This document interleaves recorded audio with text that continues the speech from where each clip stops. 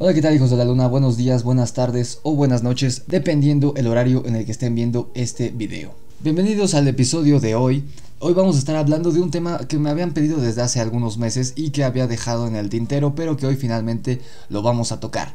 Y es el de una leyenda muy conocida en Latinoamérica de una aparición, la aparición de una entidad conocida como mujer con cara de caballo, pero que recibe distintos nombres a lo largo de todo el territorio latinoamericano, y hoy trataremos de desentrañar el misterio de esta entidad.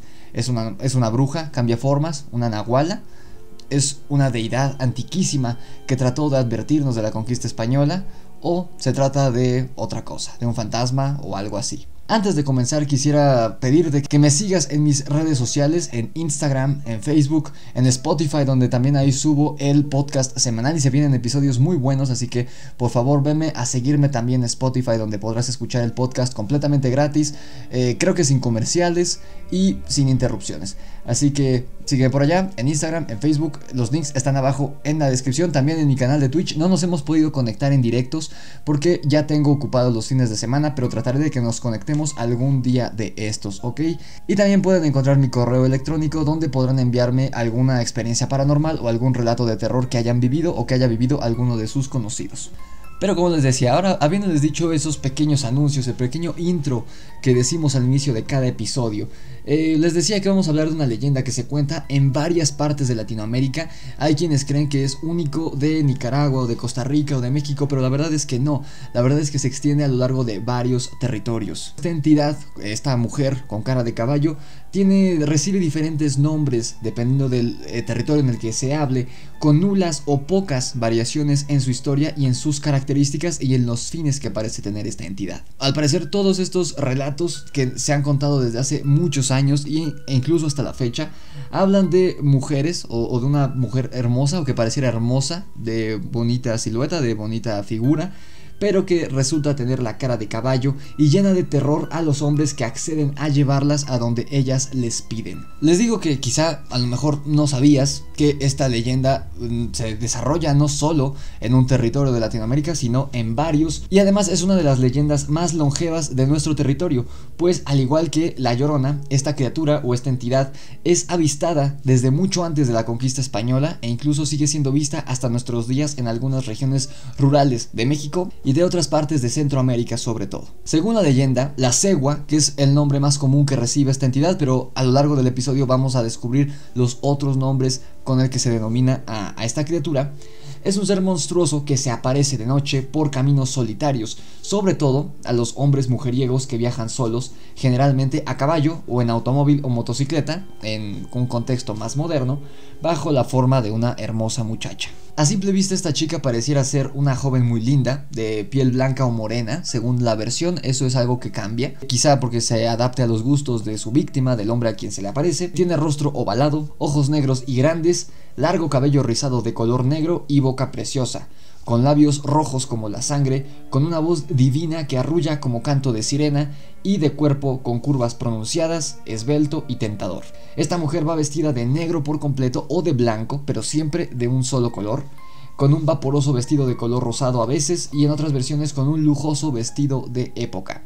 Esto obviamente dependiendo del contexto en el que se desarrolle el relato de la víctima que haya sobrevivido al encuentro con esta cosa. Según los relatos de los testimonios que han sobrevivido a los encuentros con la cegua, esta entidad convencería al varón de que él la suba al caballo o al vehículo que esté manejando, ya sea un auto, una motocicleta o lo que sea. El hombre accede y al voltear la cabeza a mitad del camino para ver a la joven, tratando de quizá lanzarle una mirada lasciva, sugerente de lo que él en verdad está buscando, que sería tener un encuentro sexual con ella o coquetear con ella, en realidad se topa con que la mujer a la que subió a su caballo ahora es un espectro, y en vez de tener esa hermosa cara que vio antes, tiene ahora la cabeza de un caballo. A veces se queda en esto, en la cabeza de un caballo, lo cual ya resultaría bastante perturbador.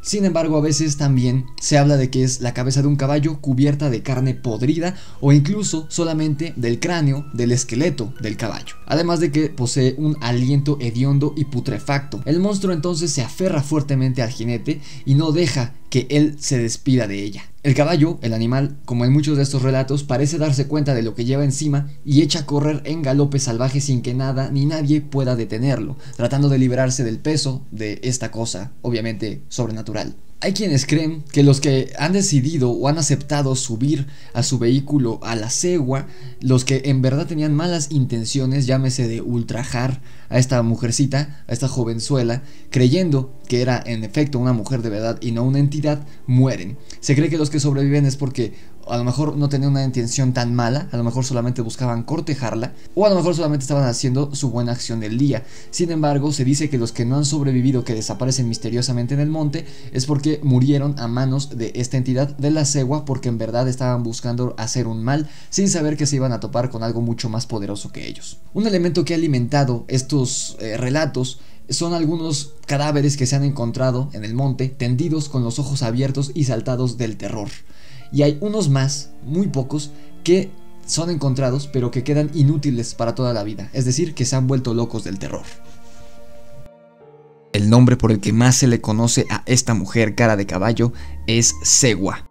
Se trata de un personaje de las leyendas mexicanas y centroamericanas. Es un ser espectral que se materializa por las noches en caminos solitarios, solicitando ayuda para que la lleven a algún poblado cercano. El espanto generalmente se aparece a los hombres mujeriegos en la forma de una mujer muy hermosa, la cual luego se transforma en un monstruo con la cabeza de un caballo.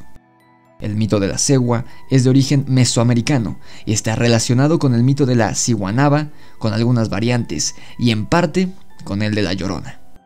El término cegua, utilizado para denominar a este monstruo, se encuentra más difundido en Costa Rica y Nicaragua y ha inspirado obras literarias, teatro, cine, música, cómics y otras manifestaciones artísticas. Ok, como les acabo de decir, este término de cegua se utiliza más sobre todo en Nicaragua y en Costa Rica. Aquí en México, que yo sepa, no tenemos una denominación en específico, solamente le decimos la mujer cara de caballo. Pero no sé si tú vives en un pueblo o en alguna región donde tengan un nombre en específico para esta entidad aquí en México, por favor, házmela saber en los comentarios. En este término de la palabra la cegua pareciera venir del término Cihuacóatl, que era una palabra o era el nombre con el que se le designaba a una diosa náhuatl que representaba la fecunda madre tierra, la cual era conocida por muchos nombres. En la mitología mexica, esta diosa, la Cihuacóatl, es la recolectora de almas y también se consideraba la protectora de las mujeres fallecidas al dar a luz. El término también fue utilizado en la sociedad azteca para referirse al jefe de los ejércitos, o sea, es una coincidencia, es la misma palabra. Y este término militar, igualmente Cihuacóatl, se utilizaba en los ejércitos para denominar al segundo al mando en la estructura política, semejante al de un primer ministro o a un vicepresidente o a un virrey o algo así. Este término en náhuatl que les acabo de mencionar, del que parece provenir el término cegua, es una lectura por demás interesante, pues nos daría varias posibles respuestas a la pregunta con la que estamos abriendo este episodio, que es ¿qué es la cegua y qué es lo que busca? Al referirse el primer término de Cihuacóatl, que es la recolectora de almas, que les digo, esta era una deidad de los aztecas, al referirse que es la recolectora de almas, pareciera que es una especie de valquiria mexicana o que fue una especie de valquiria del folclore mexicano, así como los escandinavos tuvieron a las valquirias. Las valquirias, por si no sabías, eran unas entidades semidivinas, no eran dioses como tal, pero eran como sirvientes o sirvientas de los dioses, eran como ángeles, por así decirlo. Todas eran mujeres hermosas, guerreras, con armadura y todo, que bajaban a la tierra para llevarse el alma de los guerreros que morían en batalla para llevarlos al Valhalla, el Valhalla era como el cielo de los vikingos, el paraíso de los vikingos, donde fungían como el ejército de Odín en el otro mundo, que era el honor máximo, el honor definitivo para los vikingos, que eran un pueblo guerrero. Sin embargo, a diferencia de las valquirias nórdicas, la cegua o los Cihuacóatl parecía tener una connotación negativa, pues ella no se llevaba el alma de los guerreros, sino que se llevaba el alma únicamente de los hombres lujuriosos y libidinosos en la cultura mesoamericana. El hecho de que fuera la protectora también de las mujeres que habían fallecido al dar a luz podría decirnos que esta deidad sería más cercana a las mujeres que a los hombres y por ende a la feminidad, y por eso buscaba proteger a las mujeres, ya fuera de una infidelidad de sus maridos o de algún desgraciado que quisiera saciar sus bajos instintos con una mujer desvalida en medio del monte, en medio de la nada, sin contar con que se toparía, en lugar de con una hermosa chica inocente, con una emisaria de la muerte, literalmente. Entonces, una teoría que podría ser el origen de la cegua, de esta mujer con cara de caballo, de esta entidad que ataca a los hombres lujuriosos y libidinosos, es esa, que esta diosa, al ser una entidad que, digamos, del lado de las mujeres, que protegía a las mujeres, si algún hombre quería ponerle el cuerno a su esposa, pues ella se transformaba en esta cosa para que al hombre se le quitaran estas ganas y no volviera a ni siquiera pensar en hacerlo. O por otro lado, protegía a alguna mujer desvalida que estaba sola en el monte por trabajo, porque iba a lavar ropa o algo así, y se le aparecía a estos hombres para que, en lugar de que se les apareciera a esa mujer inocente con malas intenciones, se le apareciera a ella, y ella pues obviamente lo mataba o lo desaparecía, como según cuentan los relatos. Pero ¿por qué la cara de caballo? ¿De dónde sale ese elemento de la leyenda?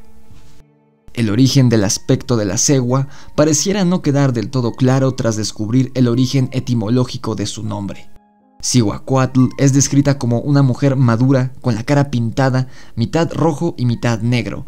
En la cabeza lleva una corona de plumas de águila. Está vestida con una blusa roja y una falda blanca con caracolillos. En la mano derecha lleva un instrumento para tejer y en la mano izquierda un escudo que hace juego con su corona.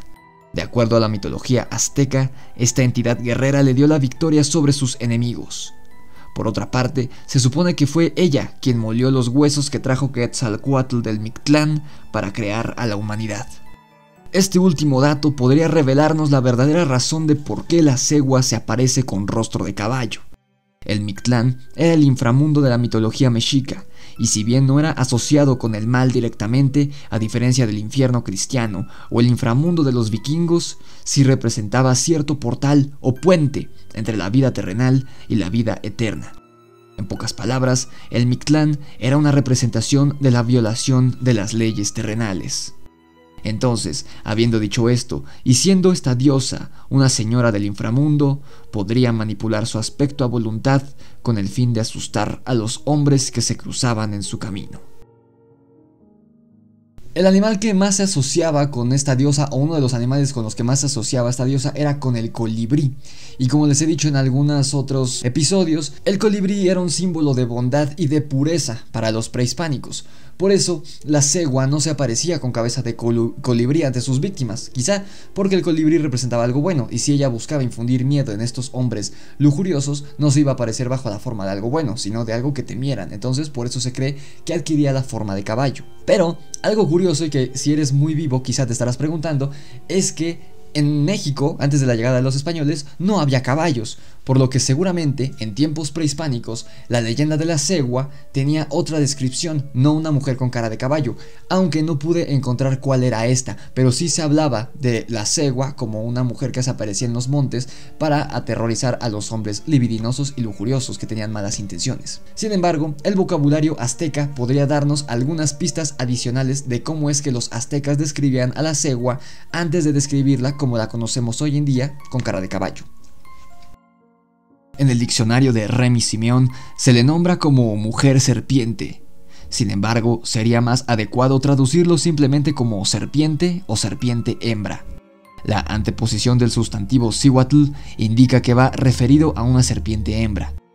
Si quisiéramos expresar la idea de mitad mujer y mitad serpiente, la palabra sería cihuatlacacohuatl.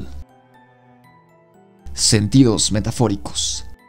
La palabra Cihuacóatl referido a la diosa Tonantzin. Bernardino de Sahagún dice de ella que de noche boscaba y bramaba en el aire, al igual que las cautivas voceaba, gritaba, vociferaba e igualmente bufaba, además de que aullaba o berreaba por las noches. Esto nos recuerda bastante a la Llorona. La diosa era representada en la escritura como una mujer serpiente. Los mexicas usaban pictogramas en la escritura. No obstante, no debemos sacar la conclusión errónea de que se trataba de un ser mitad serpiente y mitad mujer, pues estas esculturas podrían solo ser una representación del vocablo, mas no de la verdadera imagen o apariencia de la entidad. Ok, hasta ahorita hemos visto que El animal con el que quizá estaría más asociado en tiempos prehispánicos la cegua era con la serpiente y no con el caballo, porque te repito, no había caballos en México antes de la llegada de los españoles. Y otro dato que conocemos es que Bernardino de Sahagún, un cronista español, decía que la cegua, o esta diosa, Cihuacóatl, se aparecía gritando, bufando en la noche como una cautiva, o como, en otras palabras, un alma en pena. Aquí tenemos dos elementos muy importantes que seguiremos analizando más adelante en el episodio. A continuación te leeré un pasaje de una de las versiones de la leyenda que muestra una visión antiquísima de la cegua, aún conservando elementos de la mitología mexica, pero también contando ya con algunos elementos cristianos traídos por los españoles. Pon atención a la conexión que desde entonces se hacía entre la Llorona y la cegua, porque podría ser, y esto es una teoría que estoy abriendo en este episodio, que se tratara de la misma entidad, porque recuerden que a fin de cuentas a la Llorona nunca nadie le ha visto la cara, así que bien podría ser la misma entidad con cara de caballo. Los 4 sacerdotes aguardaban expectantes. Sus ojillos vivaces iban del cielo estrellado en donde señoreaba la gran luna blanca sobre el lago de Texcoco. Después confrontaban el movimiento de las constelaciones estelares para determinar la hora con sus profundos conocimientos de la astronomía. De pronto estalló el grito. Era un alarido lastimoso, hiriente, sobrecogedor. Un sonido agudo como escapado de la garganta de una mujer en agonía. El grito se fue extendiendo sobre el agua, rebotando contra los montes y enroscándose en las alfardas y en los taludes de los templos. Rebotó en el gran Teocalli, dedicado al dios Huitzilopochtli, y pareció quedar flotando en el maravilloso palacio del entonces emperador Moctezuma Xocoyotzin. «¡Es Cihuacóatl!», exclamó el más viejo de los 4 sacerdotes que aguardaban el portento. «La criatura ha salido de las aguas y bajado de la montaña para prevenirnos nuevamente», agregó el otro interrogador de las estrellas y de la noche. Subieron al lugar más alto del templo y pudieron ver hacia el oriente una figura blanca con el pelo peinado de tal modo que parecía llevar en la frente 2 pequeños cornezuelos, arrastrando o flotando una cauda de tela tan vaporosa que jugueteaba con el fresco de la noche plenilunar. Cuando se hubo opacado el grito y sus ecos se perdieron a lo lejos por el rumbo del señorío de Texcocán, todo quedó en silencio. Sombras ominosas huyeron hacia las aguas hasta que el pavor fue roto por algo que los sacerdotes, primero y después Fray Bernardino de Sahagún, interpretaron del siguiente modo: «Hijos míos, amados hijos del Anáhuac, vuestra destrucción está próxima». Venía otra sarta de lamentos igualmente dolorosos y conmovedores para decir, cuando ya se alejaban hacia la colina que cubría la falda de los montes: «¿A dónde irán? ¿A dónde los podré llevar para que escapen a tan funesto destino? Hijos míos, están a punto de perderse». Al oír estas palabras, que más tarde comprobaron los augures, los 4 sacerdotes estuvieron de acuerdo en que aquella fantasmal aparición, que llenaba de terror a las gentes de la gran Tenochtitlán, era la misma diosa Cihuacóatl, la deidad protectora de la raza. El emperador Moctezuma Xocoyotzin se atusó el bigote ralo, que parecía escurrirle por la comisura de sus labios. Se alisó con una mano la barba de pelos escasos y entrecanos, y clavó sus ojillos vivaces, aunque tímidos, en el viejo códice dibujado sobre la atezada superficie de Amatl. El emperador Moctezuma, como todos los que no están iniciados en el conocimiento de la hierática escritura, solo miraba con asombro los códices multicolores, hasta que los sacerdotes, después de hacer una reverencia, le interpretaron lo allí escrito. «Señor», le dijeron, «estos viejos anales nos hablan de que la diosa Cihuacóatl aparecerá según el 6º pronóstico de los agoreros para anunciarnos la destrucción de vuestro imperio. Dicen aquí los sabinos más sabios y más antiguos que nosotros que hombres extraños vendrán por el oriente y sojuzgarán a tu pueblo y a ti mismo, y tú y los tuyos serán de muchos lloros y grandes penas, y que tu raza desaparecerá devorada y nuestros dioses humillados por otros dioses más poderosos. Dioses más poderosos que nuestro dios Huitzilopochtli, y que el gran destructor Tezcatlipoca, y que nuestros formidables dioses de la guerra y de la sangre», preguntó Moctezuma bajando la cabeza con temor y con humildad. «Así lo dicen los sabios y los sacerdotes, más sabios y más viejos que nosotros, señor. Por eso, la diosa Cihuacóatl vaga por el Anáhuac, lanzando lloros y arrastrando penas, gritando para que oigan quienes sepan oír las desdichas que han de llegar muy pronto a vuestro imperio. Moctezuma guardó silencio y se quedó pensativo, hundido en su gran trono de albastro y esmeraldas. Entonces los 4 sacerdotes volvieron a doblar los pasmosos códices y se retiraron también en silencio. Por eso, desde los tiempos de Chimalpopoca, Itzcoatl, Moctezuma, Ilhuicamina, Axayacatl, Tizoc y Ahuizotl, el fantasmal augur vagaba por entre los lagos y templos del Anáhuac, pregonando lo que iba a ocurrir a la entonces raza poderosa y avasalladora. Al llegar los españoles e iniciada la conquista, según cuentan los cronistas de la época, una mujer igualmente vestida de blanco y con las negras crines de su pelo trembolando al viento de la noche, aparecía por el sudoeste de la capital de la Nueva España, y tomando rumbo hacia el oriente, cruzaba calles y plazuelas como al impulso del viento, deteniéndose ante las cruces, templos y cementerios, y las imágenes iluminadas por lámparas votivas en pétreas hornacinas para lanzar ese grito lastimero que hería el alma. ¡Ay, mis hijos! ¡Ay, ay, mis hijos! El lamento se repetía tantas veces como horas tenía la noche, la madrugada en que la dama de vestiduras vaporosas, jugueteando al viento, se detenía en la plaza mayor, y mirando hacia la catedral, musitaba una larga y doliente oración para volver a levantarse, lanzar de nuevo su lamento y desaparecer sobre el lago que entonces llegaba hasta las goteras de la ciudad y cerca de la traza. Los románticos dijeron que aquel fantasma errante era una pobre mujer engañada, otros que era una amante abandonada con hijos. Lo cierto es que desde entonces se le bautizó como La Llorona, debido al desgarrador lamento que lanzaba por las calles de la capital de la Nueva España, y que por muchos ilustres constituyó el más grande temor callejero, pues toda la gente evitaba salir de su casa y menos recorrer las penumbrosas callejas coloniales cuando ya se había dado el toque de queda. Poco a poco, y al paso de los años, la leyenda de La Llorona, rebautizada con otros nombres, según la región en donde se aseguraba que era vista, fue tomando otras nacionalidades, y su presencia se detectó en el sur de nuestra insólita América. Este ser es considerado como el primero en dar a luz en la mitología mexica. Ayudó a Quetzalcóatl a construir la presente era de la humanidad, moliendo huesos de eras previas y mezclándolos con sangre. Es madre de Mixcoatl, al que abandonó en una encrucijada de caminos. La tradición cuenta que regresa frecuentemente para llorar por su hijo perdido, pero solo encuentra un cuchillo de sacrificios. También dice la leyenda que surgió de forma fantasmal para advertir sobre la destrucción del imperio de Moctezuma, tomando después el popular nombre de La Llorona.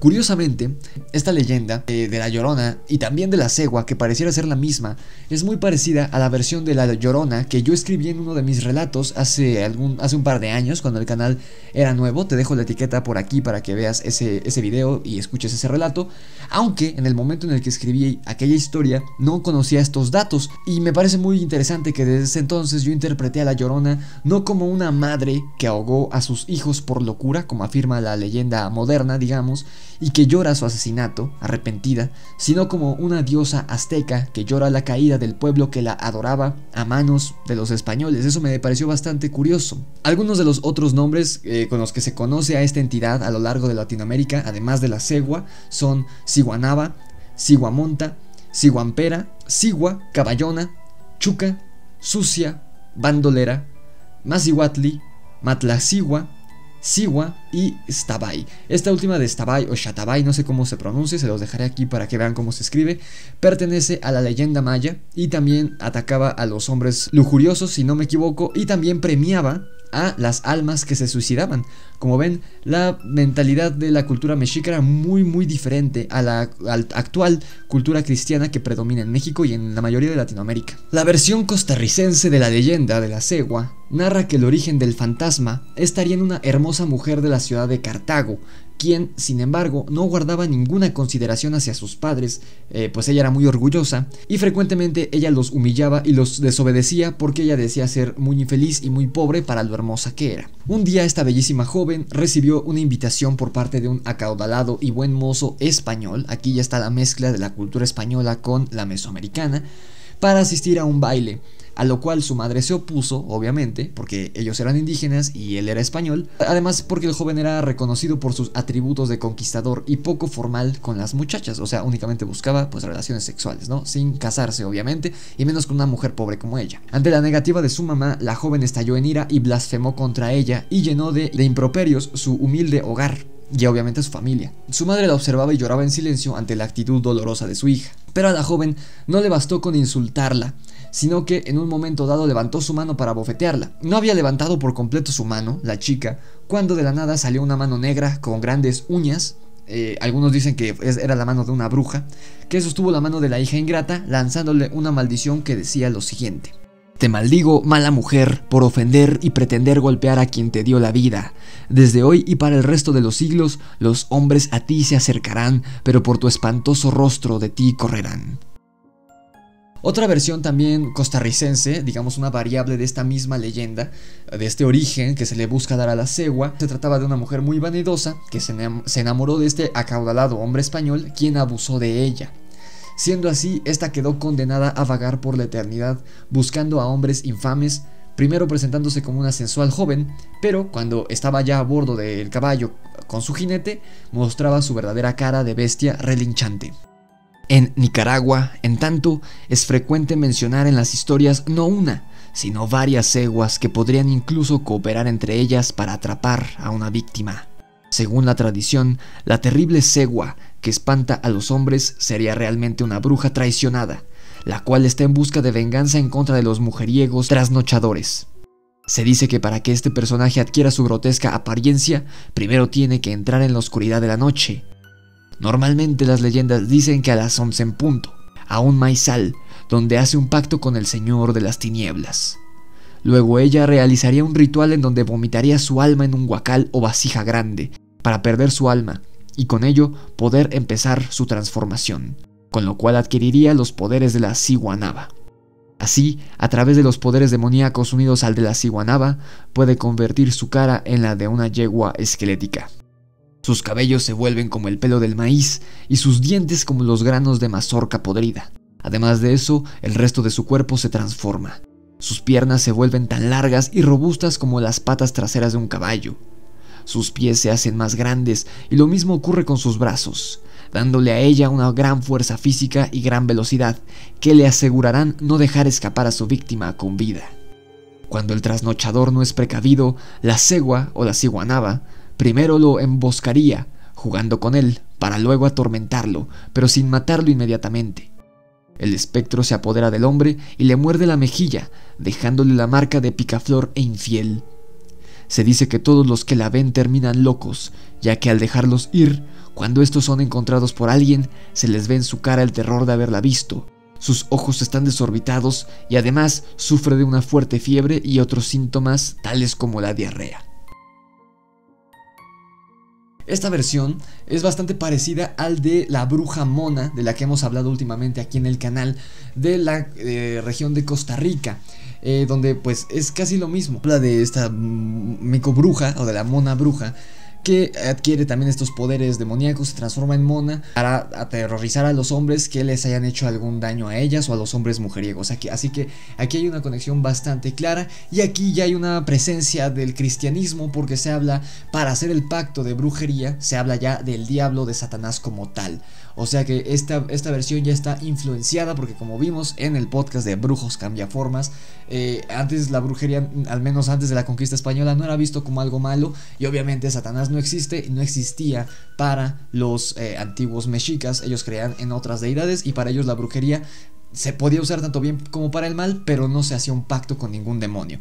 Así que esta última versión está ya mucho más influenciada por la visión cristiana que habita en México desde hace 500 años.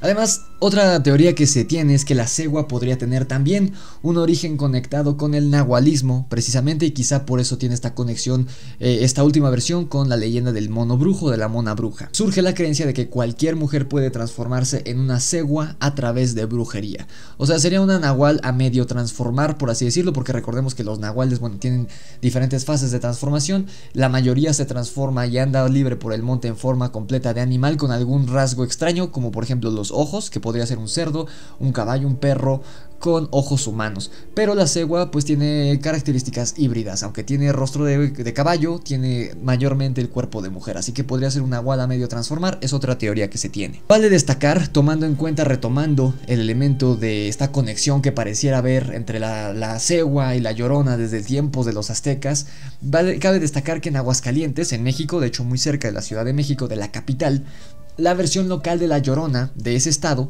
describe a este último espectro, es decir, a la Llorona, como una mujer con la cabeza de calavera de caballo, igual que a la cegua, aunque curiosamente en Aguascalientes se le conoce como Llorona, no como cegua ni como ciguanaba. Así que, al menos aquí en Aguascalientes, pareciera estar la confirmación de que el mito de la Llorona y el mito de la cegua fuera exactamente la misma, y que no nació hace unos años o hace unos 100 años o 200 años, sino que está presente desde mucho antes de que llegaran los españoles, pero ellos la veían como una deidad y no como un fantasma o un espectro al que tuvieran que temer. Y de hecho entonces el famoso lamento de "ay mis hijos", sería lamentándose no por los hijos literalmente de esta mujer que la leyenda afirma que ella ahogó, sino que se referiría a sus hijos aztecas que cayeron ante el puño y el garrote de los españoles tras la conquista, y es por ellos, por la raza de bronce por la que llora la Llorona, no por sus hijos literalmente. Así que, como ven, quizá la Llorona más bien sea una diosa y no un fantasma al que todos le han temido durante más de 500 años. Porque además pareciera ser que ella previno a Moctezuma, ella era la profetización de que los españoles se acercaban. Como conclusión de todo este tema tan extenso que nos ha tomado ya bastantes minutos, puedo decir que el elemento de la cabeza de caballo en la cegua, en esta entidad, en este fantasma o como quieran llamarlo, podría haber sido añadido tras la conquista, pues recuerden, aquí no había caballos hasta antes de la llegada de los españoles, por lo que los indígenas asociarían a estos animales con los conquistadores, y sería una forma de decirles a los más pequeños que se mantuvieran alejados de los españoles lo más que se pudieran, porque a fin de cuentas eran enemigos y los españoles los iban a matar aunque fueran niños. Así que era un cuento muy bonito, muy inocente para mantenerlos alejados. Como vimos con el mito del pombero en Brasil y los esclavistas africanos, podría ser algo similar, que no se tratara más que de un cuento en el que usaban al caballo como un símbolo de los conquistadores, es decir, de todo lo que los indígenas tenían que huir de ellos. También podría ser que, de ser cierto que la cegua exista y que sea una antigua deidad mexica, usaría la imagen del caballo para infundir miedo a los hombres, pues ellos, los antiguos, los aztecas o ya los mestizos, le tenían no a los caballos en sí, sino a los españoles. Pero de nuevo, el caballo era una representación, era una asociación que los indígenas y los mestizos, mayormente indígenas, asociaban con los españoles, y pues le tenían miedo y a la vez tenían que huir y mantenerse alejado de ellos. Así que un miedo que tenían en su inconsciente eran los españoles, y algo que asociaban con los españoles eran los caballos, entonces ella tomaba la forma de un caballo. Las lecturas de la antigua deidad, o las interpretaciones de que fuera una antigua deidad mexica que llora la caída de Tenochtitlán y que las nahualas se convirtieran en ceguas, son completamente diferentes, así que no puedo decir cuál sea más acertada, porque de tomar una sería rechazar por completo la otra, y pues como todas las leyendas no hay nada tal cual, no hay nada claro, pero yo en lo personal me inclinaría por la teoría de que fuera una deidad antiquísima que previno a Moctezuma de la llegada de los españoles, y que desde hace 500 años lleva llorando la caída del imperio